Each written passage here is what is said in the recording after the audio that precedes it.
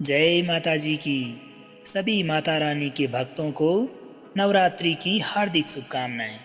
आज के इस अति विशेष वीडियो में हम बात करने वाले हैं नवरात्रि में 9 दिनों तक माता रानी के जिन 9 स्वरूपों की चर्चा की जाती है, पूजा की जाती है, अर्चना की जाती है, उसके बारे में। दोस्तों, नवरात्रि हिंदू धर्म का एक प्रमुख त्योहार है जो माँ दुर्गा के 9 स्वरूपों, जिन्हें नव दुर्गा कहा जाता है, उनकी पूजा के लिए पूर्णतः समर्पित है। ये 9 रूप माँ दुर्गा की विभिन्न शक्तियों और गुणों को प्रदर्शित करता है। प्रत्येक दिन एक विशिष्ट स्वरूप की पूजा की जाती है और इनकी कथाएं दुर्गा सप्तशती और अन्य पुराणों से ली गई है। आइए इन 9 स्वरूपों और उनकी कथाओं के बारे में संक्षेप में जानकारी लेते हैं। नवरात्रि प्रारंभ होने का पहला दिन, जिसमें हम सभी भक्तगण माँ शैलपुत्री की पूजा करते हैं। शैल का अर्थ है पर्वत, अर्थात पर्वत की पुत्री। दोस्तों, माँ शैलपुत्री हिमालय की पुत्री है और देवी सती का पुनर्जन्म भी। सती ने अपने पिता दक्ष के यज्ञ में आत्मदाह कर लिया था, क्योंकि दक्ष ने शिव का अपमान किया था और बाद में वही हिमालय के यहाँ पार्वती के रूप में जन्मी।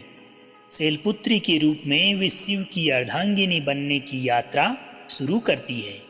इस पहले नवरात्रे में माँ शैलपुत्री शांति और भक्ति का प्रतीक है और उनका वाहन है नंदी, हाथ में कमल और त्रिशूल लिए हुए। इसके पश्चात आरंभ होता है नवरात्रि का द्वितीय दिवस, जिसमें माँ ब्रह्मचारिणी की पूजा की जाती है। दोस्तों, माँ ब्रह्मचारिणी तप और संयम की प्रतीक है।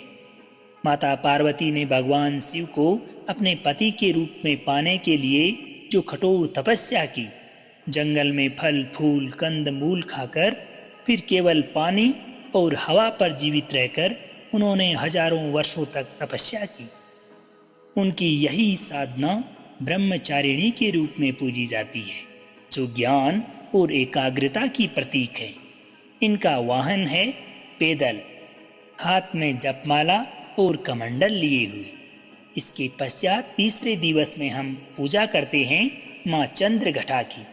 माँ चंद्रघटा का स्वरूप कुछ इस प्रकार से है कि माथे पर चंद्रमा के आकार की घंटी बनी हुई। शिव से विवाह के पश्चात माता पार्वती ने यह रूप धारण किया था। उनके माथे की घंटी की ध्वनि राक्षसों को भयभीत करती है।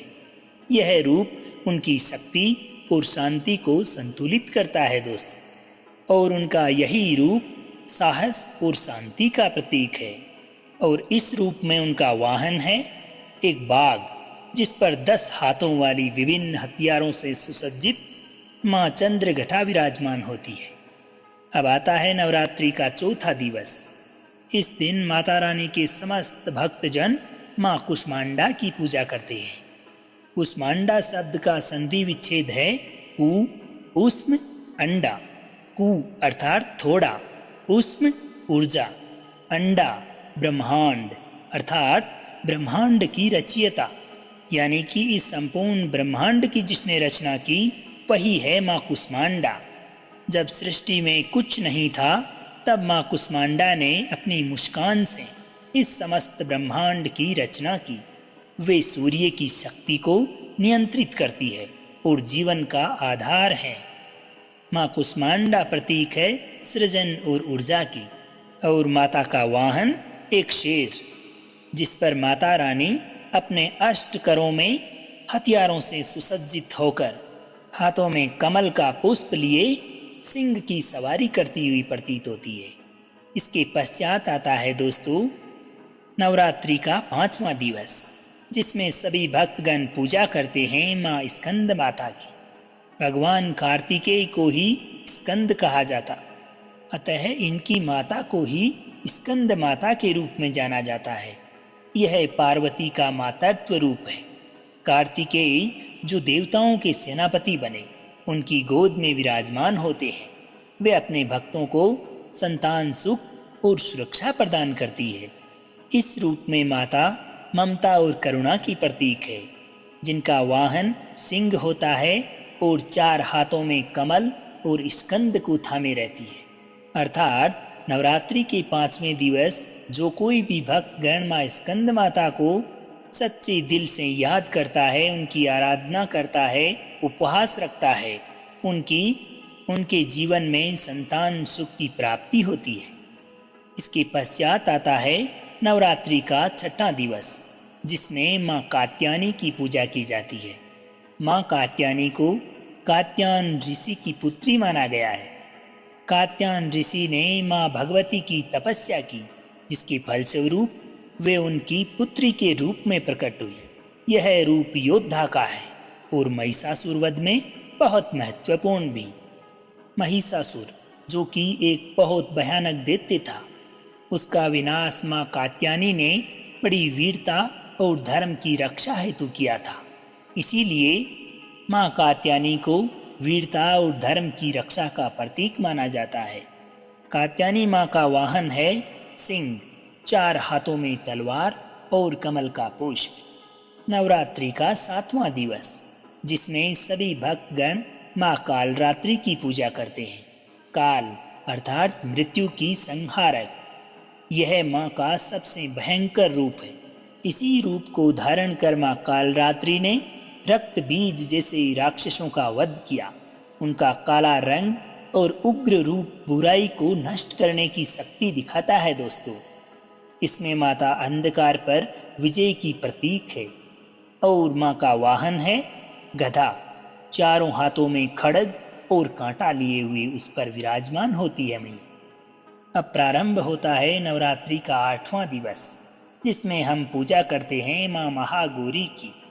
माँ महागौरी अत्यंत श्वेत और शुद्ध। कठोर तप के कारण माता पार्वती का रंग काला पड़ गया था। शिव के कहने पर गंगा स्नान से वे फिर से गोरी और सुंदर हुई।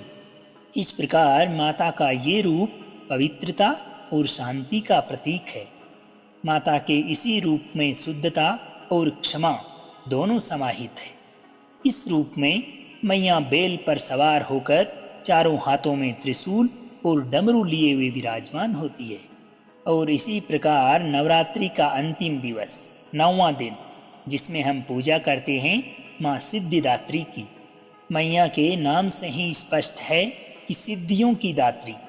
यह माँ का अंतिम रूप है दोस्तों, जो सभी सिद्धियों, अष्ट सिद्धि और नवनिधि को प्रदान करती है। भगवान शिव ने भी उनसे सिद्धियां प्राप्त की थी। वे भक्तों को आध्यात्मिक और भौतिक सफलता देती है। माँ सिद्धिदात्री प्रतीक है ज्ञान और मोक्ष की। उनका वाहन है कमल, 4 हाथों में शंख, चक्र, गदा और कमल पुष्प से सुशोभित। इस प्रकार से भक्तजनों 9 दिनों में हम माता के कौन कौन से रूपों की आराधना करते हैं, पूजा करते हैं, ये था उनके बारे में। अब मानव जीवन में नवरात्रि का क्या महत्व है, ये 9 दिन माँ दुर्गा की शक्ति और महिषासुर पर उनकी विजय की याद दिलाते हैं। प्रत्येक स्वरूप एक गुण को प्रदर्शित करता है। भक्ति, तप, साहस, सर्जन, ममता, वीरता, संहार, शुद्धता और सिद्धि। नवरात्रि के अंत में 10वें दिन विजयादशमी मनाई जाती है।